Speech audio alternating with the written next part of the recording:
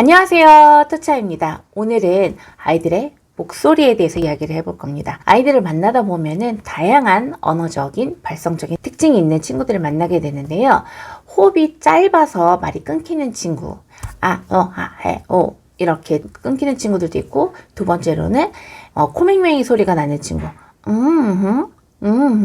이런 친구들도 있고, 세 번째는 발음이 뭉개져서 왜요? 따따따 이런 식으로 발음이 뭉개지는 친구들도 있는데요. 사실 이 친구들보다는 제가 가장 유심히 살펴보게 되는 친구들이 있는데요. 그 친구들은 어떤 언어적 특징이 있냐면요. 목소리 톤이 얇고 높은 친구들을 제가 이렇게 보게 됩니다. 사실 부모님들은 발음이 부정확한 거를 많이 걱정을 하시는데요. 발음이 부정확한 친구들 같은 경우에 대다수가 점점 발음이 정확해지면서 언어적인 부분들도 의사소통의 수단으로 계속 좋은 방향으로 좋아지고, 그래서 어느 순간 되면 말도 잘하고 발음도 괜찮아지는, 그리고 사람들과 상호작용도 잘 되는 모습으로 성장하는 모습을 많이 봤는데요. 반면에 이렇게 목소리 톤이 얇고 높은 친구들은 어떤 자폐 성향적인 청각추가 조금 연결이 되면서 이거를 적극적으로 좀 풀어가야 되는 게 필요했던 아이들이 많이 있었습니다. 그래서 오늘은 이렇게 목소리가 얇고 높은 친구들에 대해서 좀 이야기를 해볼 거예요. 자, 우리 사람은 목소리를 낼 때 다양하게 냅니다. 목소리를 높게도 냈다가 그랬는데 이렇게 낮게도 나고, 이 울림을 충분히 풍성하게 울리면서 이 소리를 만들어 가게 되거든요. 근데 목소리를 얇고 높게만 쓴다, 주로 얇고 높게 쓴다는 거는 어떻게 보면은 사람의 목소리를 충분히 듣고 그와 유사하게 소리를 만들어내는 과정이라기보다는 사람 목소리가 아닌 다른 목소리, 어떤 기계 소리, 어떤 소리 나는 매체의 소리를 듣고 그것에 더 영향을 많이 받았을 수 있다라는 그런 전제를 세울 수가 있는 거죠. 우리 사람은 닮게 되어 있습니다. 목소리도 닮게 되어 있고요. 그리고 목소리 톤도 부산 사투리가 있잖아요. 그러면 부산 아이들은 그렇게 사투리에 맞게 억양을 이렇게 쓰고, 미국에 사는 아이들도 미국 그 스타일에 맞게 억양 말투가 좀 달라집니다. 그래서 우리 사람은 내가 주변에서 많이 보고 듣는 목소리 톤에 따라서 내 목소리도 어느 정도 영향을 받게 됩니다. 근데 우리 아이들 중에 얇고 높은 톤, 내 소리를 가진 아이들을 제가 이렇게 분석을 했을 때 양육 환경에서 미디어 노출이 있었던 친구들도 있고, 아니면 그 노래소리, 기계에서 나오는 노래소리, 뭐 클래식 소리 이런 거에 조금 많이 노출됐던 친구들도 있고, 또는 전자제품 소리를 계속 누르고 듣고 하는 친구들, 그다음에 기차 소리, 자동차 소리, 이렇게 기계 소리, 그래서 울림이 단조롭고, 그 소리에 뭔가 느낌이 전달되기보다는 그냥 들리는 소리를 많이 들었던 친구들이 그렇게 얇고 높은 톤의 소리를 냈는데요. 여기서 우리가 또 살펴봐야 될 게 뭐냐면, 우리가 감정을 느껴서 감정을 표현할 때 어떻게 해요? 기분 좋으면 이렇게 웃고, 화가 나면 야! 이렇게, 그쵸? 소리를 지르고, 또 서러워서 슬프면 어떻게 해요? 이렇게. 감정과 욕구에 따라서 우리는 이 몸으로 느껴지는 게 굉장히 다양하고, 그래서 그 느낌에 따라서 이 소리가 다양하게 나올 수밖에 없습니다. 화가 나면 그 분노의 힘에 따라 소리가 크게 나오고요. 어떤 슬픔, 어떤 속상함에 의해서는 이 목소리가 충분히 아래쪽으로, 왜냐면 우리가 마음이 여기 있는 건 아니지만 사실 뇌에서 그 마음이라는 존재를 인식을 하긴 하지만, 우리는 충분히 뭔가 감정이 느꼈을 때 이 몸통으로 이렇게 충분히 느끼는 게 있어. 그러니까 의식이 그쪽으로 가니까 목소리도 조금 더 내려옵니다. 이렇게 되죠. 네. 감정과 욕구에 따라서 목소리는 굉장히 다양한 톤으로 영향을 미치게 되는데요.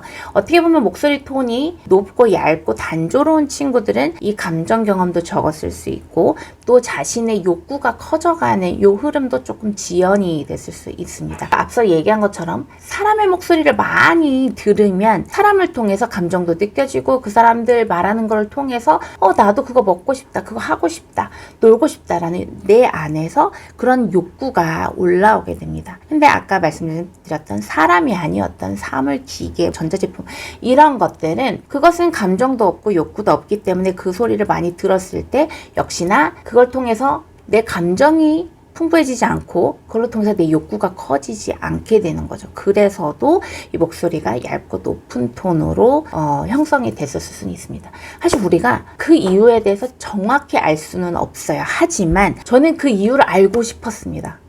왜냐하면 이 얇고 높은 톤으로 계속 소리를 내다 보면은 어때요? 다른 사람한테 소리가 잘 정확히 전달이 안 되겠죠. 아이가 말을 했어요. 선생님! 그러면 선생님! 이렇게 명확하게 부른 아이에 비해서 선생님! 이렇게 하면 어때요? 잘 반응을 안 하게 되겠죠. 네. 그렇다 보면 아이가 소리를 내고 말을 했는데 주변 사람들의 반응을 빨리 못 얻게 되잖아요. 못 얻게 되다 보니까 말은 했지만 반응이 없으니 언어적 욕구가 커지지 못하고 언어적 성취감을 충분히 느끼지 못할 수가 있습니다. 그리고 목소리 톤이 얇고 높으면 어때요? 사람들이 듣기에 뭐지? 이렇게 약간 우리가 내는 목소리 톤과 다르니까 그 다른 것들을 조금 걱정스럽게 보고 좀 특이하게 볼 수밖에 없겠죠. 그럼 그러한 시선들이 있으면 부모님들도 아이랑 같이 어딜 가는데 사실 쉽지 않죠. 마음이 쉽지 않다 보니까 또 아이가 다양한 곳에서 여러 사람을 만나서 경험하기보다는 익숙한 곳에서 제한된 경험을 할 상황이 훨씬 더 많아지겠죠. 네.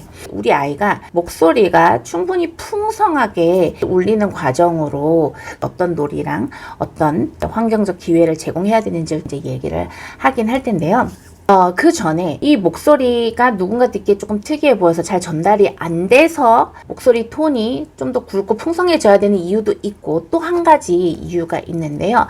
뭐냐면요. 우리는 소리를 내면서 소리를 내는 언어를 만드는 좋은 발성 기관을 또 훈련시킵니다. 예열을 시켜요. 성악가들이나 아나운서들 노래를 하고 말을 하는 분들은 시작 전에 이걸 푸는 걸 합니다. 어떤 사람은 막 이런 것도 하고 성악가들은 우와 이런 발성 미리 연습을 하거든요. 그래서 지금 내가 내는 목소리를 통해서 앞으로 더 말을 명료하게 하고 더 목소리를 잘 내기 위한 과정에 도움이 되는 감각 기관들이 자극이 됩니다. 제가 목소리를 내고 있는 이 시간을 통해서 성대도 자극이 되고 성대도 더 쉽게 말하면 풀리고 혀도 더 움직이면서 더 잘 움직일 수 있도록 움직임이 계속해서 이어지게 되는 거예요. 잘 움직이게 되는 그런 과정을 거치게 되는 거예요.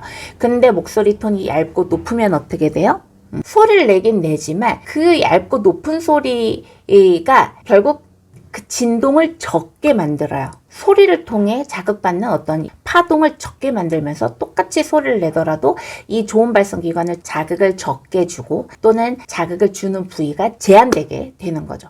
그래서 이 아이가 소리를 내면서 말을 더 잘해야 되는데 그렇지 않고 소리를 내는 그 과정이 이 좋은 발성 기관을 건강하게 워밍업 시켜주지 못하는 그러한 현상이 일어날 수 있습니다. 목소리 얇고 높은 친구들을 위해서 적절한 어떤 접촉, 적절한 몸놀이, 적절한 자극, 언어놀이를 통해서 목소리가 좀 풍성해지고 본인의 목소리가 다양하게 낼 수 있다는 거 알게 해주고 다양하게 내다 보면 재밌으니까 더 내게 되고 더 내면서 더 발음도 명료해지고 목소리도 또랑또랑해지는 그런 흐름이 되겠죠. 그러면서 아이는 자꾸 내가 할 수 있는 것, 내 안에 가진 능력들을 알아가고 그걸 알아가기 위해서 계속 쓸 때 감각 발달이 촉진될 뿐만 아니라 자신감이 올라가게 되고 자아 형성, 나에 대한 인식이 건강하게 커지면서 내 욕구를 담은 소리를 또랑또랑하게 우렁차게 내게 되고 내 감정을 표현하는 소리를 건강하게 깔깔깔 웃고 씩씩거리고 화도 내고 또 으앙 우는 적절한 자기 표현의 수단으로 이 소리를 내고 말을 하게 됩니다. 자, 이제부터 알아볼 거예요. 목소리가 얇고 높은 친구들 그럼 어떻게 하면 될까요? 자, 목소리가 얇고 높다는 거는 일단 턱을 많이 안 벌린다는 뜻이에요. 턱을 벌리는 놀이를 하면 됩니다. 제가 늘 강조하듯이 으아 잡으러 간다 해주고 아이한테도 가서 입 얼마나 큰지 한번 볼까 이렇게 하는 거죠. 이렇게. 자, 입을 크게 벌리는 흉내내는 놀이를 하고 아이도 크게 벌릴 수 있게 만져주는 거 플러스 으하하하하 웃고 펑펑 으아 자연스럽게 열 수 있는 그런 많이 웃고 울고 당연히 이제 해야 되고요. 그리고 몸통에 힘을 주면 이 몸통에서 힘을 주면 이 내부 압력에 의해서 이 호흡이 커지면서 목구멍을 열어야 돼요. 자, 이 소리는요, 목구멍을 많이 안 열고 내는 소리예요. 목소리가 커질 수 있는, 호흡이 좀 거칠어지거나 커질 수 있는 거를 해야 됩니다. 역시 그것도 웃고 울고고, 그 다음에 몸통 하거나 몸통을 눌러주는 거, 이것도 도움이 많이 됩니다. 저희 셋째가 병원에서 굉장히 오래 있었고 몸통에 달고 있는 게 많이 있어요. 많이 갖고 있다 보니까 많이 안아주기가 어려운 환경이었어요. 저희 셋째도 소리를 낼 때 물론 소리가 기관절개관 때문에 정확하게 소리가 안 납니다. 하지만 좀 짧게 나는 것 같은 느낌이었어요. 근데 요즘에 집에 와가지고 제가 많이 안아주고 누나도 안아주고 할아버지도 안아주고 하니까, 안아줄 땐 어떻게 해요? 자연스럽게 우리도 잘 안아주기 위해서, 떨어뜨리지 않기 위해서 몸에 힘이 들어갑니다. 힘이 자꾸 들어가요. 몸통에 힘이 들어가면서 호흡이 더 힘이 들어가고 호흡이 길어지면서 요즘에는 어떤 특징이냐면 조금 긴 소리를 냅니다. 울림 있는. 사실 이런 소리는 아니긴 해요. 거의 바람 빠지는 듯한 소리긴 하나, 그래도 호흡이 좀 더 길어지는 거를 저도 실제로 저희 셋째를 키우면서 이제 느끼고 있거든요. 이 몸통에 힘이 들어가는 거 많이 해주세요. 사랑하니까 꽉 안아주시면 됩니다. 꽉 안아줘서 하기도 하고 이런 식으로 놀이하듯이 이렇게 해주시는 것도 도움이 많이 됩니다. 그리고 소리를 낼 때 배에 이렇게 배를 조금 눌러주셔도 괜찮고, 목을 살짝 만져주셔도 좋고, 여긴 또 막 세게 만지면 안 되는 곳이니까 그래도 이렇게 만져주고, 그러니까 아이가 소리를 낼 때 의식이 위가 아니라 아래를 향할 수 있도록 해주시는 것도 좋고요. 그리고 등을 이렇게 두드려주고, 등을 두드려주면 어때요? 막 소리 나잖아요. 울림을 많이 경험하는 거, 진동을 많이 경험할 수 있는 이 몸통 전체, 몸 전체가 진동과 울림을 경험할 수 있는 그런 놀이, 움직임을 많이 해주시면 됩니다. 그 관련 영상도 제가 직접 저희 둘째랑 같이 해보는 놀이를 올려드릴 테니까요. 참고해 주시고요. 눕혀놓고 등도 두드려주고, 눕혀놓고 이 엉덩이 위쪽 골반 쪽을 이렇게 눌러주시는 것도 굉장히 도움이 많이 됩니다. 그래서 우리 아이의 목소리가 조금 더 풍성하고 울림이 있는 소리를 내고, 그 소리를 통해서 또 건강한 그 다음에 언어 발달 과정이 이루어질 수 있도록 우리 아이랑 같이 많이 웃고 울고 해주시고, 많이 만져주시고, 많이 소리 내주시고요. 동물 소리 낼 때도